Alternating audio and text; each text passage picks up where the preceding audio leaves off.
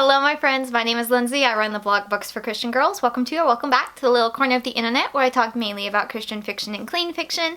Today is a recent reads, so grab a snack, put me in double speed. Feel free to use the timestamps down below to skip around to whatever interests you because we have a lot of books to cover today. This is my second recent reads of 2025 or my February wrap up. I think I'm going to do that, or even though I've read a few books already in March, I would rather keep them separated by months for the sake of my sanity. So hopefully that works for y'all. I'll talk about my March reads in my next recent reads. But for today we have 22 books plus 2 DNFs for both Christian fiction and clean fiction. Really exciting thing was that I got 11 books off of my physical TBR.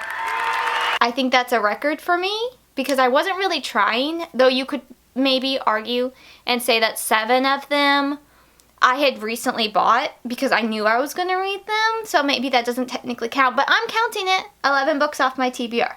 I'm counting it. As always, there are timestamps down below if you just want to see certain genres or certain books. That's totally okay. I will also have full content reviews of all of these books listed down below in the description, and then I always do this from like lowest rating to highest rating in the genre, so I can hopefully end this video on a good note, and I will be in this video, which is already very exciting. So let's get started with Christian fiction. My first book, I keep trying to explain, so this is like my 3rd or 4th time filming this clip and I'm just struggling, so hopefully I can get it this time. And that is The Dress Shop on King Street by Ashley Clark. I have had this book and the other 2 books in the official trilogy. I think there's more spin-off books or novellas that the author has done. I've had them though on my TBR for a while. And I recently did a kind of followers choose what I read kind of thing just on my personal bookstagram, and I gave y'all 4 options. Y'all picked this one as I figured it would be picked because this is a very popular, pretty well known and well loved story, and it gave me a lot to think about, but there were some things I just didn't love and care for, and it'd be things I would say about any dual time period novel as well as just little details for this book. So the main premise of the story is Millie in the 1940s is half Italian, half black, and because she takes more after her father's side, she is able to pose as a white woman in the 1940s, 50s, 60s. And that has a lot of different elements that I personally wasn't familiar with. And so I found it interesting, but also like it was an emotional roller coaster. And I'm pretty sure Millie would probably describe that as well that way, because she goes through so many things, and just when you think like everything's good and happy in like the middle of the book, you still have the other half of the book to go. And pain, pain, pain, that's what was happening in the last half of this book. Oh, my goodness, she went through a lot. And then we have the contemporary setting, which follows Harper. And Harper, I didn't really care for. And that's kind of also what brought the book down for me personally, is we have this woman who is hiding a massive secret for the sake of her life and her family's life in the 1940s and 50s. And then we have Harper over here in the contemporary setting who is trying to be a fashion designer but was just told her dress that she made for her big fashion designing school review thing could be found in Anthropology. And apparently that was a really big insult. I thought that was a compliment, so I didn't really get the idea because, like, have you seen the prices of Anthropology stuff? Okay, so that was like a very big let down to her, and she feels like she's wasted all this time and her dad's money and yada yada yada, so she's very much like, woe is me. And that was kind of like a bit of an insane difference because we have the historical setting where this woman is facing like potential imprisonment, jail, death, all kinds of things to her and her family if it's found out her secret. And then we have Harper over here being woe is me listening to Taylor Swift. You can kind of see, yeah, that was a big part of it, but I will say it gave me a new perspective and I researched a lot of things. It was a hard-hitting book. I would say definitely for older teen girls, if that at all. There is a very light-hinted fade to black scene between a married couple. And I don't know, I'm just not big into dual time periods already. It's really hard. It feels like sometimes there's like 2 novellas or 2 stories that are just kind of like smashed together. And you have to figure out how it's connected. And eventually we do, and then there's more connections. But I didn't love it. So I'm sorry to my friends who do like this one. If you want one that's like maybe really outside of your normal reading, you may really like this one. Or if you've read like a lot of women's fiction, I would put this one more in that regard. There are romances, but they're more on the light side, and it's more about like the history of that time period and then honoring the history of that time period, if that makes any sense at all. It was different. I really love the flowery floral spine. I do. I may read book 2. I have it. I can't say I'm very excited though for it. But I finally read this one, so I feel like I get an A+ for trying, right? So I have 4 books in the Cornerstone series, and these are by various authors. It is a Christian multi-authored series that is non-magical fairy tale retellings, and you can read them out of order, so if just some of them interest you, you can totally just read those. But I read A Noble Intent, and I gave it 3 stars. This is by Kendall Hoxsey. It is a Little Red Riding Hood retelling, and I really thought the elements of the Little Red Riding Hood was very fun. Basically, though, Max is supposed to be a prince, but his family was like taken out by the main girl, Gisela, her grandmother. So Gisela's grandmother is the current ruler, and she wants Gisela to go find I'm saying it's Gisela. Is that her name? Yeah, I think that's how we pronounce it. And she wants Gisela to go find this red diamond, because whoever has the red diamond, that means you are the true ruler based off of a pact with God. And so she sends her off, and Max ends up being, he kind of like sneaks in and lies his way into being the guide for Gisela. And that was the interesting thing with Max, is like he is consumed with revenge. So that was really his main character trait. So I didn't really like him. I liked Gisela because she has always known like there is probably another, like the descendants of the family that got taken down, they're probably still alive. And it's like, I don't think they're my enemy just because they're my grandmother's enemy. So I really liked that element from her. But then you have Max, and it's like that whole bloodline is my enemy. And I thought that was an interesting difference. We do have a little bit of a romance, of course. And I think that's all I really can say about this book. Unfortunately, the version I read, there was a lot of typos. And I'm not one that typically notices that. Like, it doesn't pull me out of the story. I notice it, but it doesn't pull me out of the story. But unfortunately, this one did have quite a few. So I hope the author will maybe update it and fix that. I'm sorry, because I feel like that was distracting, so that probably also affected my enjoyment of while I was reading it of the book. So that was unfortunate, but I did really like how the Little Red Riding Hood things came to play, particularly at the end. I don't know, I wasn't expecting that at the end, and I liked that little element. So that was that one. My next one was A Noble Warrior, which, oh, this cover is so pretty, and it's by Lucy Peterson.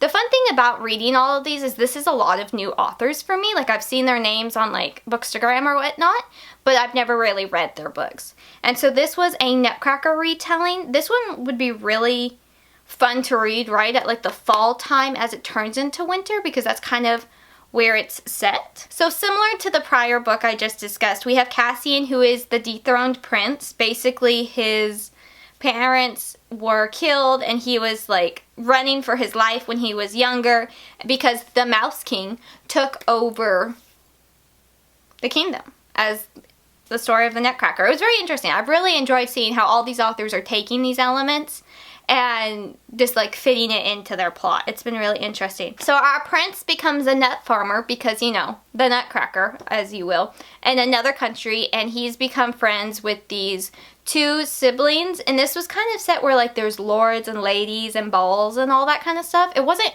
quite Regency feeling to me, but it kind of had like that almost medieval storyline to me, almost, but like not quite. I don't know, it was a mix of the two, maybe something completely different. That's what I picked up on. But so he becomes friends with them too, and Marie and her brother are very kind, very sweet, and they help him out. They've been friends with him, and then that just leads them into a journey of trying to help him take back his throne. There's a very light, sweet romance throughout the book. Lots of action. 3.5 stars. It was pretty cute. My next one was one I was really excited for, honestly, because of the cover. Look at this cover. This is, out of the series, I would say this is my favorite cover. I don't know, that purple, the golden blonde hair, it's so pretty. And that is A Noble Loyalty by Olivia Godfrey. This is a Wounded Lion retelling, and I do have to say I'm not familiar with that at all, so I read the story. Just as gruesome and tragic as all the other fairy tales, thank you so much, okay. I did not get any of that though, personally. So if you have read this book and you know the story of the Wounded Lion, can you tell me what similarities there were? Because I honestly did not see any connections at all. Which I was kind of bummed because I've never read The Wounded Lion, a retelling of it. So I was very curious after I read it. I was like, okay, obviously it's not going to have the gruesome, gross stuff. But I didn't really see any elements of this one at all. The romance in this one was also very, very light, where it's more of like a hinting to it could happen in the future between these characters, but there's really nothing on page. Our main girl is Bee, and she is kind of, it says she snoops for her father. She's her father's snoop, but really she's his spy, and she's just kind of trying to justify it and win his approval, even though he's a icky man. And, well, icky. Icky. Not good man, let's put it that way. He's not a good guy. And she's still, though, trying to get his approval of her. Not really happening. And so then we have where she is sent to go spy on his competition family, and that is obviously our main guy's family, and his name was, that's a good question, what was his name? Ilias? I don't know how to pronounce this. We are not shocked. I don't do well with names. I really don't. Pronouncing them, spelling, I do really well at with spelling names because of my own name, but saying them is not my thing. So he is a knight, but he is also from her competitor's family, so like they become friends, and then the big reveal happens of, oh my goodness, you're from my father's competition. What do you mean you've been spying on us? You know, that kind of thing. It wasn't that bad though, honestly. It's like only 200 pages, so it was very fast paced. It was interesting. One thing, this book and another one I'll talk about here in a minute, had me really trying to figure out though, is these are non-magical fantasy books. Non-magical fantasy, right?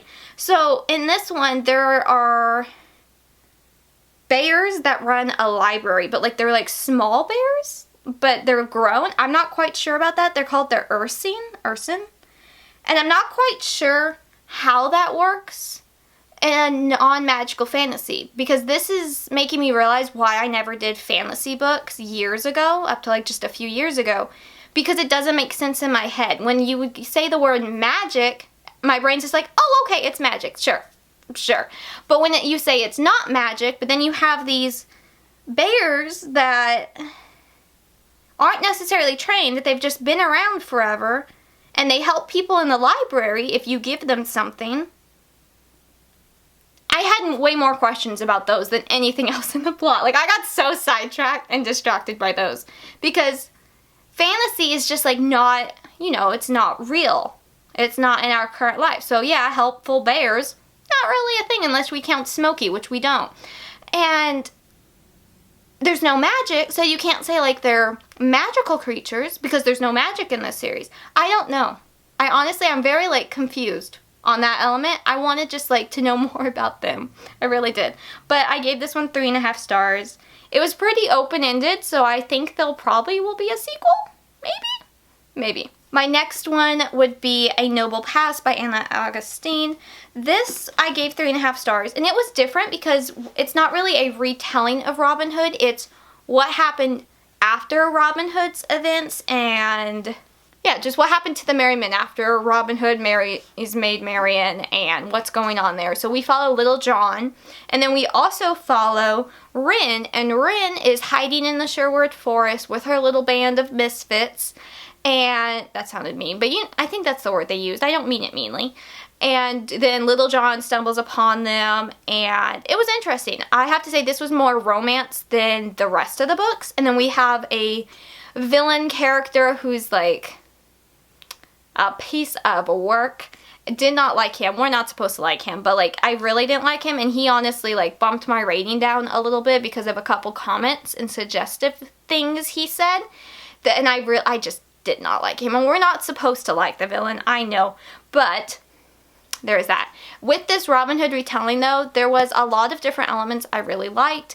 So I would have liked to give it a higher rating, but the villain brought it down a little bit. And I really like the found family trope that usually is in every Robin Hood. It was interesting. It was cute. The main girl frustrated me a little bit. Here and there. Just a little bit. I feel like if you really liked This Life of Mine by Victoria Lynn and Marcus's struggles with feeling worthy of God's love, you may also really like this one because Little John faces this as well. And I think that's really funny because I know these authors are very good friends of Victoria Lynn and Anna Augustine. I know they're good friends, so I just think that was really funny that like their books reminded me of each other. So yeah, overall pretty good. There were a few parts, like if you were really sensitive to what can I say, like animals being hurt, because like we've got some hunting stuff. So like just as a heads up for that, there was more than I personally care for, but I know I'm sensitive on that. So like just as a heads up for that. But overall I did enjoy this one. I probably would buy a copy of this book, I think. I think so. My next book is going to be Falling for Forever by Katherine Robles. I gave this one 3.5 stars as well. And it follows Hillary, who really wants to like do something with her career, but she's very much like just stuck at her IT job. She wants to move to DC and like make a difference in people's lives, but she's stuck at her office job. We hear about that quite a lot. We see a lot of her office job, but there is a big message of learning how to be content. Interesting enough though, with this book and the first book of the series, they're not connected at all, which I was kind of bummed about. I was kind of hoping to see certain characters again, but we didn't. But Hillary really likes to like hike and be outdoorsy, and same with the first book. It was very outdoorsy as well. And I feel like this whole series is going to be very outdoorsy, which is very fun, I guess, adventurous in a normal contemporary setting without any really suspenseful elements. I don't really think I've read anything like that before. But she is hiking and she comes across this couple taking engagement photos, and Javier is the main guy there. I think actually I had a Javier in my last recent reads with a noble companion. I did. Will I have a third Javier for March? Who knows? We'll just have to see. I think that's really funny actually. So she's hiking. She comes across this couple taking engagement photos, but the guy's really nice and kind of being flirty, and she's just like, what in the world is going on? And honestly, I was stressed because, you know, like there has to be a miscommunication, right? Like obviously this guy is like the worst fiance ever, or something else is going on. And thankfully, something else was going on. And then they have their moments where, well, that's all that's really revealed. So that's all I really can tell you. That's all I really can tell you. We only get her point of view, which I was kind of bummed about. I wish we would have gotten his point of view just a few times.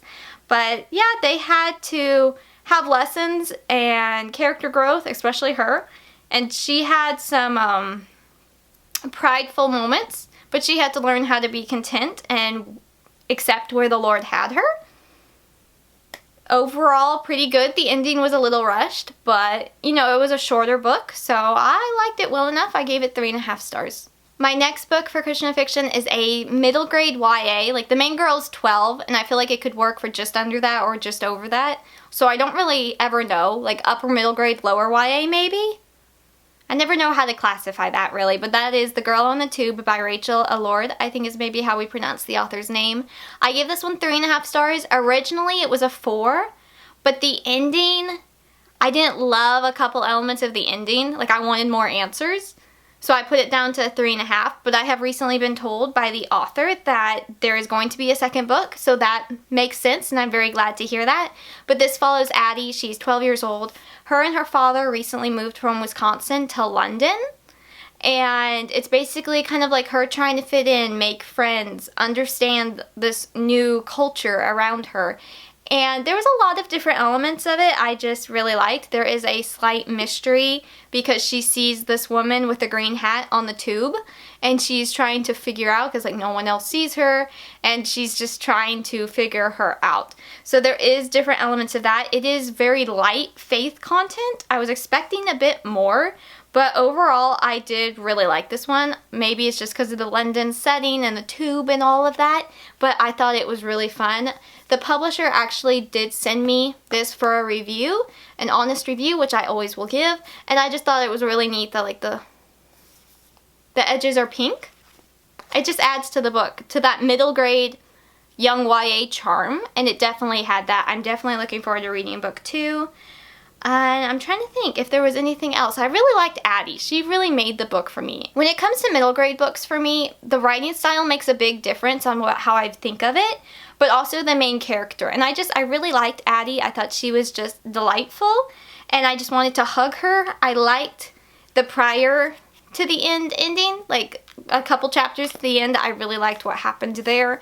I was disappointed by the ending, but I am excited to hear there's going to be a book 2. So 3.5 stars, pretty cute. I have no idea if you ordered this book off of Amazon though, if it would have the pink edges. I don't know, because this came from the publisher. So I'm not sure, but I think that's a really fun little nod. And it was only like 180 pages, so it was a quick read. If you're looking for one for middle grade March, you might check this one out. I did a reread, and it was my favorite book for Christian fiction in the month of February, and that was The Governess of Highland Hall by Carrie Turansky. I've been wanting to reread this trilogy, so I finally started and read book 1 again. It has been like 12 years even maybe? 11, something like that, since I first read this book when it released. I had very fond memories of it, so I was hopeful that it would hopefully stay how I expected it. It would still like keep that excitement. I can't think of the phrase I'm looking for. But would it re-meet my expectations? And I would say it did. We followed Julia, and she is from a missionary family. Her and her parents have been missionaries in India. This is set in Edwardian England, so like 1910-ish, right after the Victorian time period, which is preferably my favorite, but you know, I'm good with Edwardian as well. And so we follow Julia, and her family has come back from India to the UK for her father's health, and she has to get a job. So she gets a job as a governess at, you guessed it, Highland Hall. So we have William, who owns Highland Hall now. He's inherited it from a cousin, and so he is not only raising his young 2 children as a widow, he is also widower. He also has his 2 teenage cousins that are pushing the limits on things, and so Julia has to take them all in under her wing and just show God's love. Personally, for me, what I really like about this book is Julia. I have to say I was less infatuated with William this time. I think I liked him more the first time I read. This time, he was kind of a grump, in my opinion. For a good reason. He's been through a lot, so for good reason, but I didn't really care for him. But Julia brought out how he could be better with the Lord and with her. And I just liked her in a lot of ways. I feel like some people might call her a goody two-shoes, but she is really just that epitome of that sweet Christian young woman that just truly wants to show God's love and just shows Jesus. And I love that personally. I think she's lovely, and there's so many elements of that. The romance is really sweet. There's the stronger faith content and discussions and her witnessing and just showing Jesus' love, and I just love that personally. We also, though, have a side romance with William's younger sister and a gardener, which, you know, the status difference of that comes to play. And then you also have a maid there at Highland Hall who is thinking she's in love with this footman who doesn't have the best interest at heart. So we have Julia kind of being like a big sister and just like a good Christian mentor to that girl, and not just like, don't just follow your heart, look into like his personality, his character, his relationship with God. And I love how Julia big sistered her in such a Christian mentor kind of way.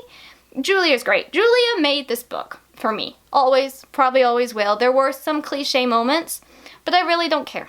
I really don't care because Julia was great. So 4 stars again for that reread. So moving on into clean fiction, I've got 2 kind of DNFs. One's a DNF, one was a partial read, so you could call them both DNFs. But I DNF'd He's So Not My Valentine by Savannah Scott. I got about 50 pages in, and I was just like, you know what? Never mind. And there was, like, I should have DNF'd it in the first chapter, personally, because there were problems in the beginning, and I wrote down kind of what content there was, and yeah, it's just, yeah, I didn't want to deal with that content. And while yes, it looked like it was supposed to be clean from the broad sense, I prefer my books to be a bit squeakier than that, and there was a lot of hints to like sexual activities and that kind of thing, so you know, DNF'd that one. A bummer, but it is what it is. And then we have Wings of Starlight by Allison Saft. This is part of the Disney Pixie Hollow franchise. I grew up on that franchise, so I was curious about this book. I was nervous though, because Disney ruins everything they touch. They really do. Nowadays, that's just like 99% of the time, I feel like that's true. And that definitely was the case with this one. We do have an LGBTQ side couple and them kissing, and of course you have like the whole star-crossed lovers with Clarion and Mallory. Feels weird not to have their titles, but they don't really have their titles at this point. And you know it wasn't gonna end happy, probably because of, you know, how The Secrets of the Wings starts is like, hello, tragic love story right there. And in my opinion, I feel like the author was really shoehorned into that plot line, because we all know how, well, most of us know how Secret of the Wings started. Tinkerbell is like discovered the Winter Kingdom and like trying to sneak across, and she makes different inventions, but those inventions already were in this book. Some of them, like a coat, that was already in here. And I feel like, I don't know, there was a lot of problems I had with this book. I wrote them in my review. Honestly, this was a major letdown. A not shocking letdown. There were so many parts I was just like frustrated with this book. And Clarion, she didn't really seem like she was in love with Mallory. She seemed like she was in love with the idea of being in love and the rebellion aspect, because she doesn't really necessarily want to be a queen, but that's what she's gonna be, because according to this book, all like the governing talent fairies come from a star, a fallen star. Okay, my fellow Christian girls are gonna realize what that's a connection to, and I don't like that. It taints that thought. And like the original Pixie Hollow franchise, it was based off of the laugh of a child, the first laugh of a child, which is so sweet and wholesome and innocent. And this kind of just had that darker feel because of that. And then also they're trying to fight against these nightmare creatures that were very creepy in my opinion. And just, it felt darker and way less innocent than the original one. So I suggest if you're gonna be a part of the Pixie Hollow franchise, stick with the movies. I never thought I'd say that, but yeah, stick with the movies. Alright, so moving on to books I did finish, we have Spelled by Camille Peters. I picked this one up even though I didn't really care for the couple in the first book, and this is her best friend. I think it's Rosalie, something like that. And this is inspired by the Frog Prince. Rosie is exactly how we meet her in the first book, she is very flighty, I guess would be the word. She's obsessed with her romance books and baking enchanted treats that her parents don't want her to bake. So she has like that little bit of like rebellious, like I'm gonna do what I want. And she's just really silly. And I'm trying to think what can I say about this book that will kind of give you a summary of it. And I can't. She just comes across as silly and childish, and she gets the idea that she's going to have a prince for herself because now her best friend has a prince, and the fortune teller lady, that's not what they called her, but like that kind of concept of the town that they live in has told her, oh, you're going to get your own prince too. And so she takes matters into her own hands, and she basically like enchants a prince to fall in love with her. Yeah, it doesn't go well. It doesn't go well. She's very silly. I was not endeared to her in any way. We also still see like the main couple from the first book, and I think we were supposed to find them cute, but I still find the main guy toxic. I still find him toxic. So I wasn't very like excited to see them again. Yet I still read the third book, which we will be discussing in my March wrap up. One little thing that Rosalinda often referred to herself in third person by going me, Rosalinda, or I, Rosalinda, when something happens, like, I, Rosalinda, was the best friend of the princess, or like yada yada yada. She did that so much. In the first 17 pages, she said that 5 times. I was losing my mind. Like, she made me... I didn't care for her. I noted in my review, at one point she says she was anything but a stupid heroine, and I would greatly like to debate that fact. Thank you. So, case closed. The ending had decent parts, but she drove me batty. She drove me batty. And with that book, it was only told in her point of view. Like the first book, it was only in her point of view as well.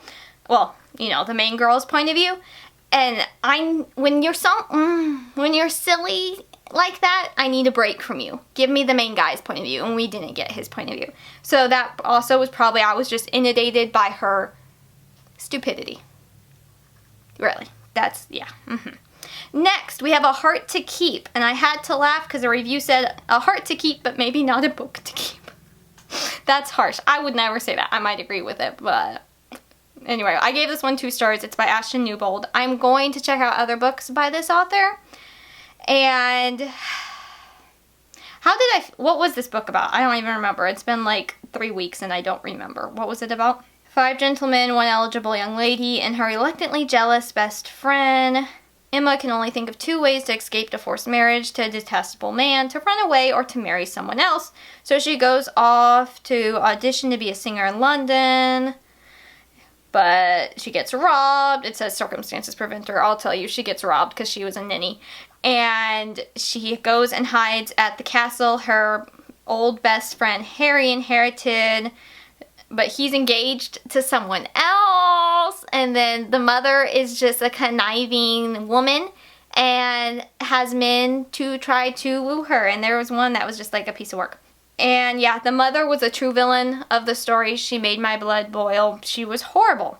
She was horrible. Horrible. Some of the kisses went on a little too long for my taste.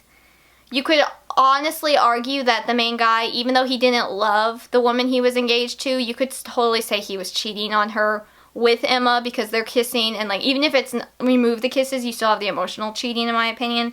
So obviously, like, they're going to end the same way. Like, it's still going to be, you know, it's always going to end with our main couple usually. But it still just felt wrong. It felt wrong. This book was a miss. Another Regency book I read was let me get this title. Another Regency book I read was Mr. Pickwick's Guide to Marriageable Young Ladies by Jill M. Beene. I'm not sure how to pronounce this one. I wanted to give it 3.5 stars, 4 stars, because I really liked the plot, but content-wise, I had to put it down to a 2 personally. We do have some cussing in here, like the D word is used like 10 times. And then some other things that I don't really care for being used. And there's some sexual innuendos as well, which just that brought down the book for me. I really liked the writing style, and like how the prologue opened was really fun. But I did have to dock it because of the language and sexual hints, comments, suggestions, that kind of thing, which was unfortunate. Our main girl, though, just went out of my brain. What was her name? He was Edward. What was her name? But basically, she's been outcasted from society. She no longer has money, but so she's kind of not a lady's maid, but like a companion to this other one. What is her name? Eleanor. And so she kind of takes all the knowledge she's learned about all the debutantes that are coming out and creates this booklet with a kind of a guide for the men, obviously not under her real name, of like, this woman seems nice, but she's a piece of work to other women, or she's very belittling, no, she doesn't like kids, or this woman is just as lovely as you think she is, and she works for the charities at the church, and da-da-da-da-da. So basically, that is making a big to-do in the London society. And so she's earning her keep by doing that, printing it herself and all of that. So we do have the problem with the main characters do not have the best morals. She is constantly lying. And then he is ordering his staff to break in to places for answers for him. So there was that. But besides that, I liked them well enough. I liked how he fell first and he fell hard. It did have a little bit more of like the she's not like the other girls element, which I liked less. I liked that part less. But it was a fun plot overall, like just that concept, but you have the language and then the sexual content and the hints and innuendos and all that kind of thing, which was really disappointing because I liked a lot of the plot. I got really into this book. I liked the writing style, even if like I think some liberties with certain words were used that did not feel right for a Regency setting. But besides that, I did really like the plot. The content though made me drop it to a 2-star, which was a bummer. It was a bummer. I might check out the next book, but I saw that the next book is like 500 pages. I don't think I can read a 500-page Regency book. I did Emma. I think that's going to be, yeah, I don't think I can do that. I don't think I can do that. So I might not read the next book. I don't know at this point. If I feel up to doing that, maybe. But I'm not sure because the man who cussed the most in this book is is Edward's best friend, and that's going to be his story, which he was very entertaining. But I feel like we're going to have more content I'm not going to care for, so I don't know. I don't know about that. Okay, and then we have a trilogy. It's been a while since I have binge read a trilogy in like a 3-day weekend. It was great. And that would be, what was the name of this? Heartsong trilogy by Deborah Grace White. Book 1, A Splintered Land. Book 2, A Fractured Song. Book 3, A Shattered Rain. Did I get those right? Yes. Okay. And so this is connected to the Singer Tales series that I binge read last month. I read all of those. And it's set in the same world, but you really don't have any connection to it. Basically, in the Singer Tales, there is this island that has been cut off from the mainland, and nobody's gone there. There was like an uprising. We really don't know anything about that, and we're kind of teased about that the entire 6 books. And you could argue like the bonus book is kind of the connecting book to these series. And then we have this series, this trilogy that is set on that island that has been like outcasted, banned, nobody goes to kind of thing. So I was very curious about that island and all of it. So basically that island has been separated into 2 countries because there is a major canyon dividing the 2. And the southern country is very like plentiful and flourishing, and people are trying to figure out why, because the northern country, and it's not going well. You've got droughts and famines and all of that going on, and it's just things are happening and they can't figure out why. And so it was really interesting. I feel like I understood more of like the magic content in this world because I had read the Singer's Tales. So I would suggest following that as well and read the Singer's Tales first. Why is that feel like such a mouthful to say? The Singer Tales. I think it's plural. The Singer. Why does that word sound weird now? I've said it too many times. Anyway, I would suggest reading that series first and then maybe reading this trilogy. I feel like maybe you'll understand the magic system better that way as well. If I had just gone into this, I would think I would have been a little more confused. And then I was also able to follow along and figure things out because I had read that other series, and I think that helped. So we follow Mari, and Mari, it could be Mary. M-R-M-A-R-Y? It could be Mary. I'm going to call her Mari. And so Mari's from the Northern Kingdom. She is what is called a singer, which means she can sing, and the magic from the ground can basically do her bidding on what she wants it to do, help people, and she's specialized in agriculture because she is from a farming region. Not a lot of singers come out of there, so that was her specialty. And so we see all of that, but she has just graduated from the main academy in the capital, and so she is trying to figure out what is she going to do next. And then she gets she gets put on the delegation. Joins a delegation to go to the Southern Kingdom to try to compare and see what's different about, maybe their teaching methods are different, like why is there such a great divide literally and actually in the country's bountifulness. I don't know what the word we're looking for is, but that. And so she goes, but as they are crossing over the not magical canyon, things happen and she ends up falling to the canyon and gets attacked by this one group of people, and she gets rescued by our main guy, and his name I think is Zev. Z-E-V? Zev? I think it's short for something, but I don't remember what. Oh, Zebediah? Was it something like, it looked biblical, but with the Z. I feel like it was it that way? Am I making that up? I don't remember. I don't remember at all. And so he is from the Southern Kingdom. He helps rescue her, even though his family is very prejudiced against singers. Big deal there. And so this series, that's basically the beginning of the premise of book 1. That's all I'm going to tell you about that. But if you really like political intrigue, I feel like this would be a series you might check out, because it definitely has a lot of that. And you really have to keep track of the histories of the lands, because Mari has been told one thing, but Zev has been told another thing. And that's not only because of where they grew up differences, but also just like not singer family, she was the only singer in her family, but like singer in the academy versus his family. And his family has like a mystery, and you're trying to figure out like, okay, what's the big deal with his family? Because his family is very unique. And so they were both very smart cookies though, and that's always nice when you have smart main characters and they're both smart and they're trying to like figure things out, and like she's trying to piece things together, and she does so in a very good way. And I was like, yes, I agree. I think it's that way as well. So I felt very invested into this trilogy. There is no cliffhanger for the first book. I don't remember if there was one between 2 and 3, but there wasn't for 1 and 2, but like it ends in a way it's not wrapped up. You kind of have to read the next book.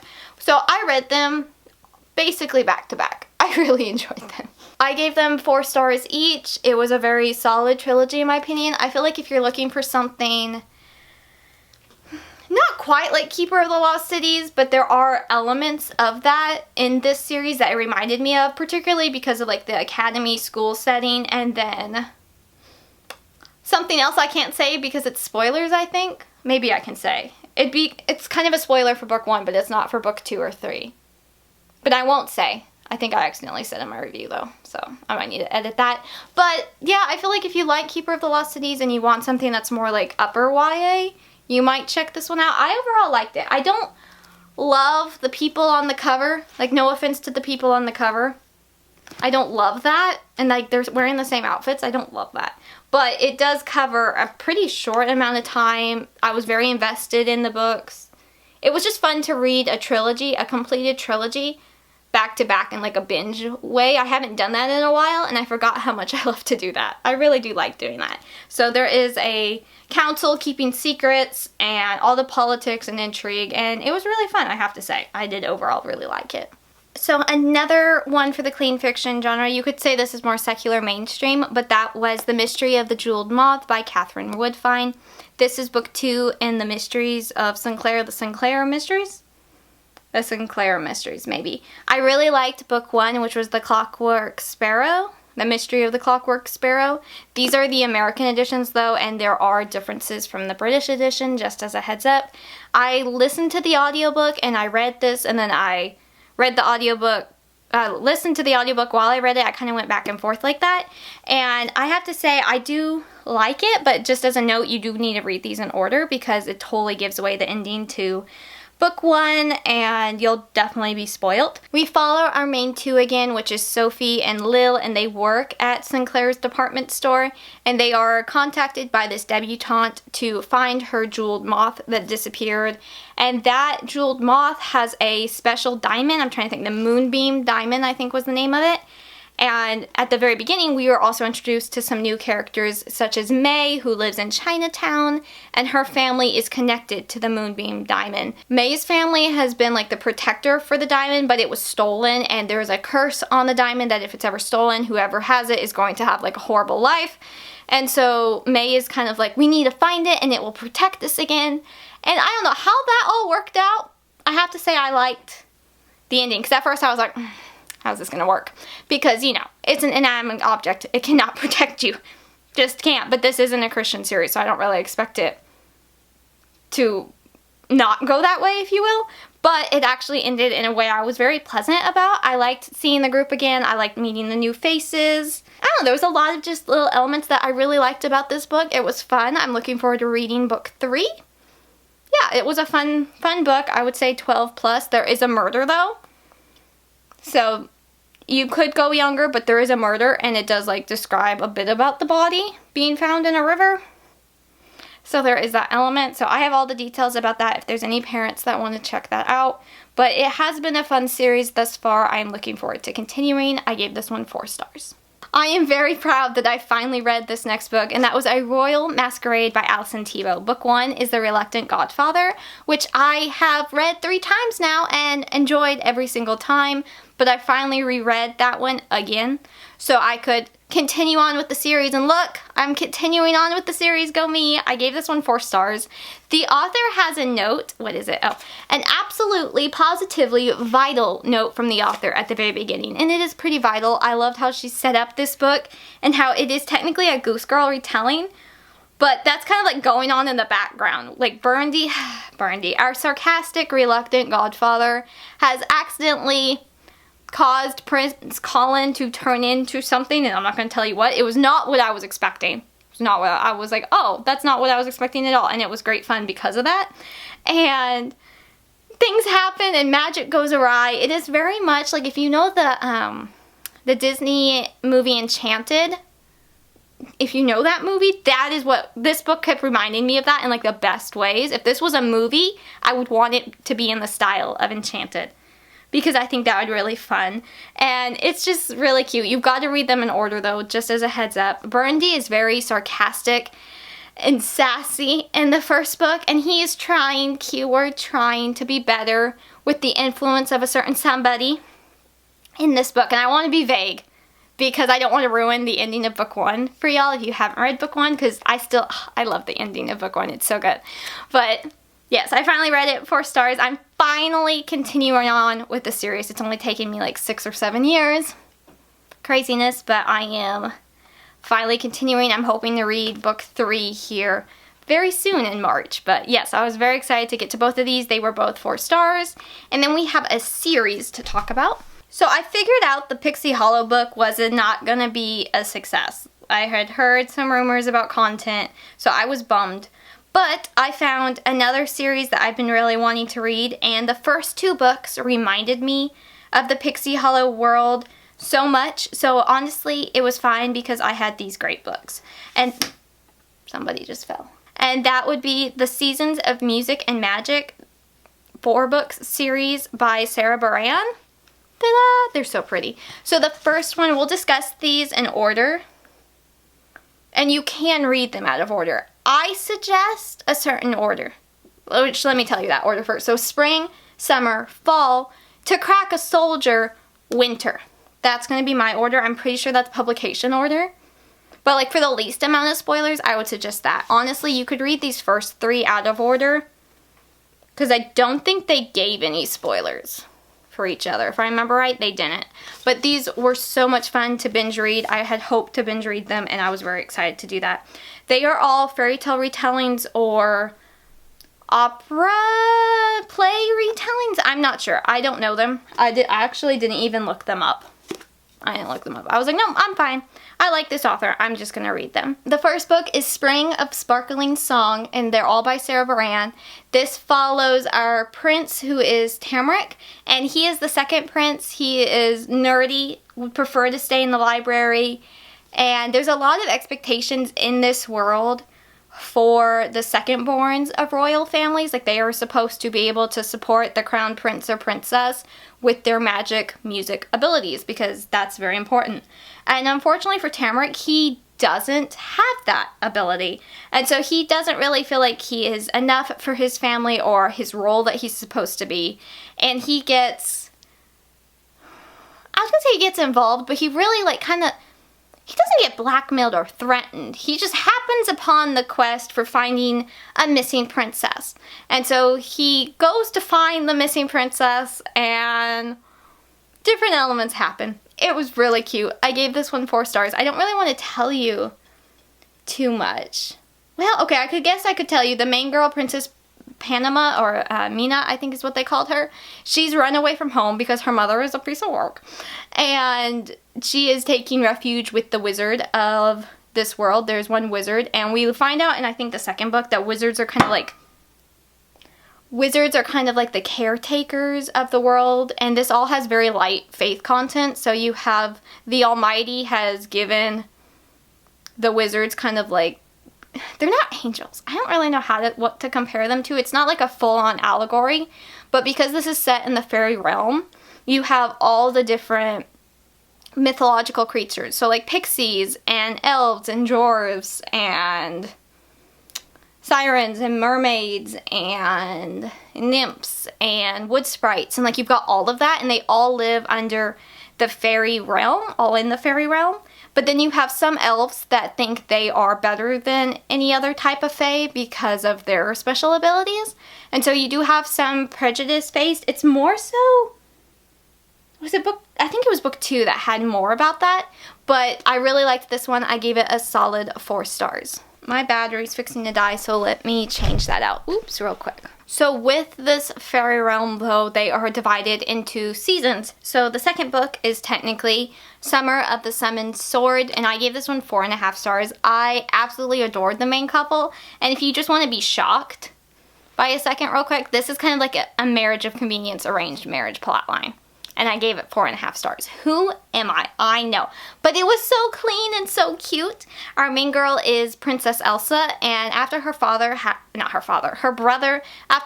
the Crown Prince, has kind of just disappeared and he hasn't returned, the conniving main, like, head kind of Lord elf, if you will, he has basically accused her as a murderer and thrown her into jail. Where our main guy is Sir Green. They give away his name and he doesn't know his name, so I feel like we shouldn't know his name.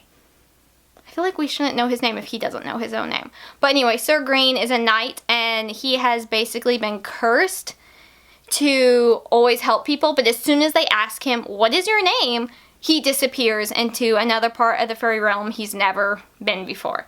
So he quickly tries to not get asked that, or has someone else tell him, and he has a squire, and the squire was great. All of these books have such a good side character that kind of just like take over the book, in my opinion. It was so much fun. He hears, though, about Princess Elsa. Yes, this is the court of summer court, but the main princess's name is Elsa. I thought that was funny. But he hears about that she's being accused of murder, and so he goes and throws his name into the ring, basically, because they've got to have like a competition tournament to find out who's going to be the next ruler of the summer court, because it can't be her, because she's a female, and then also, you know, they think she murdered her brother, and so they get married in name only to keep it to be a chance of her to, you know, still rule, because if this conniving elf lord wins, this is going to be terrible, horrible for all of everybody, because he's a horrible, awful person. We don't like him. I'm rambling. I really liked this book, though. I gave it 4.5 stars.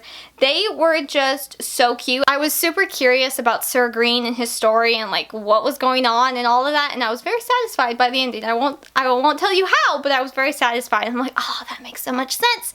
I really found myself just completely sucked into this one. Even though it was a marriage of convenience, it was super, super squeaky clean, and it was just adorable, so cute.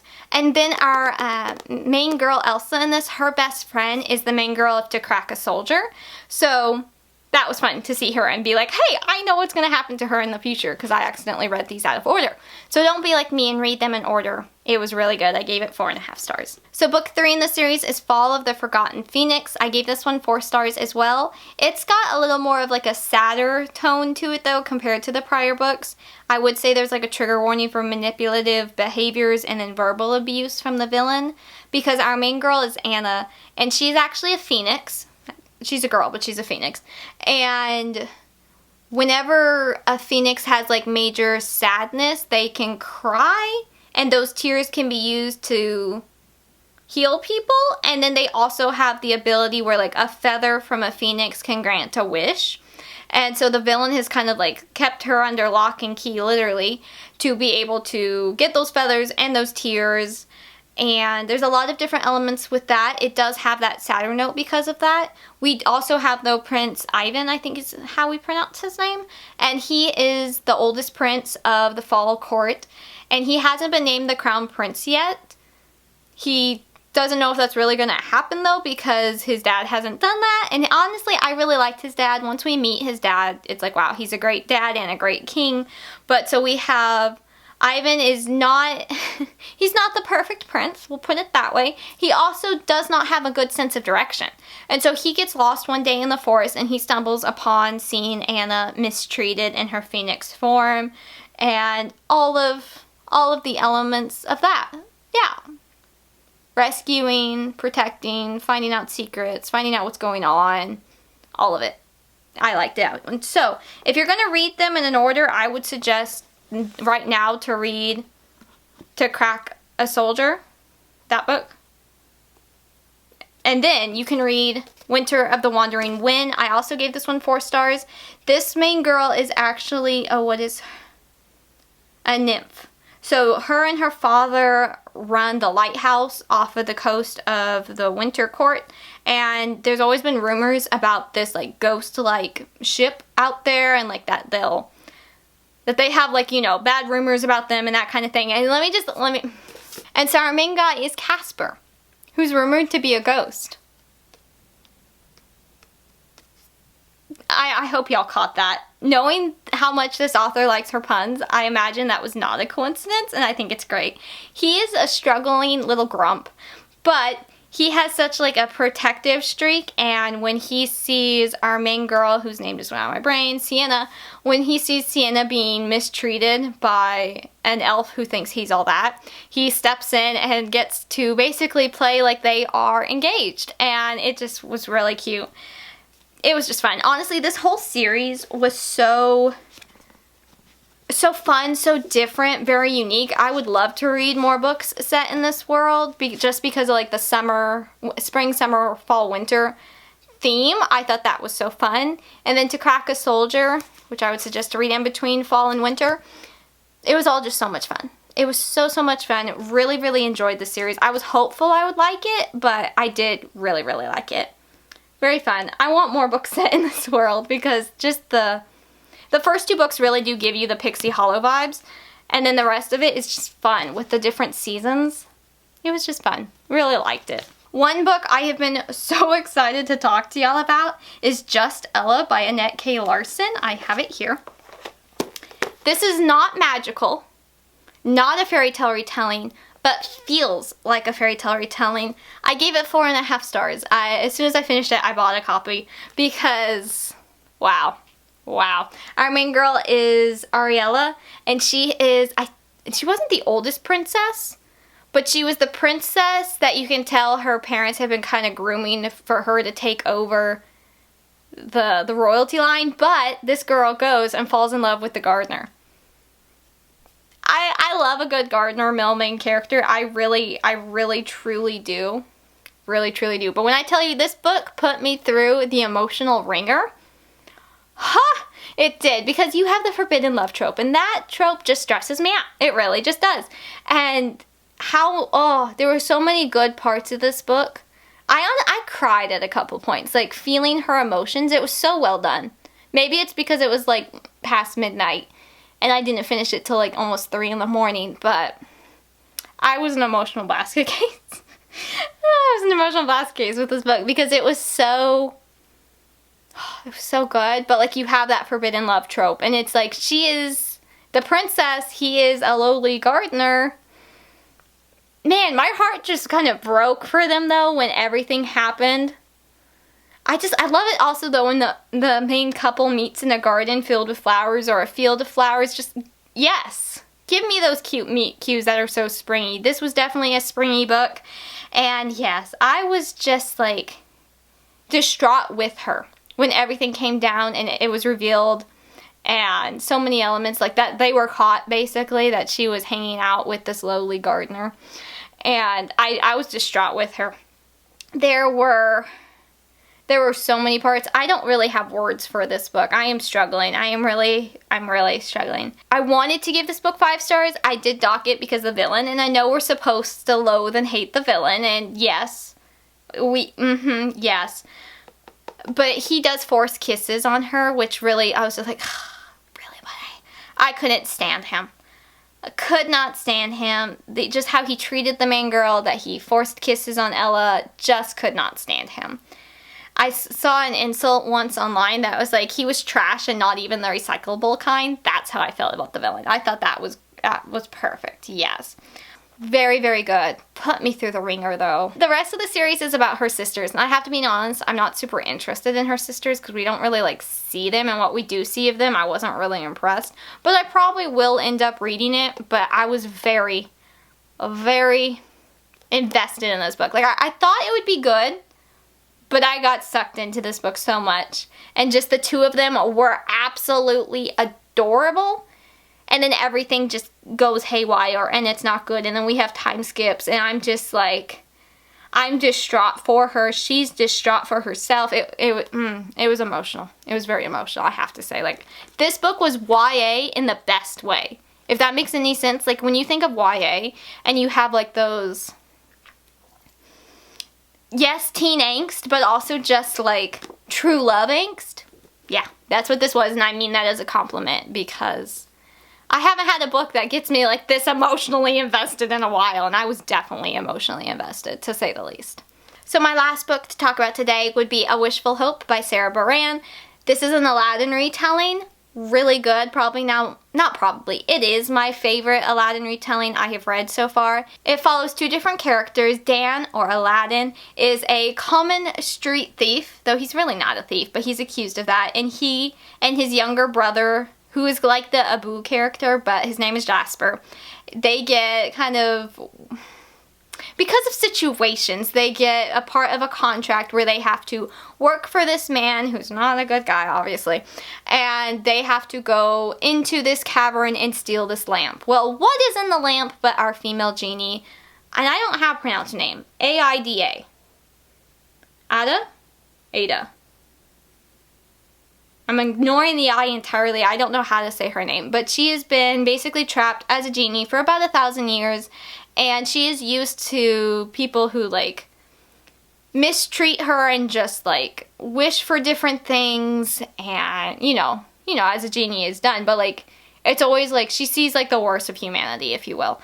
And so she is very bitter and distrustful, especially towards Dan at first. So seeing the character growth and how she learned to trust Dan and Jasper was just so beautifully done, and it was just very sweet. It was more serious than the author's other books, but it still had some humor thrown in and just that sweet, beautiful message of learning to trust and to have a wishful hope.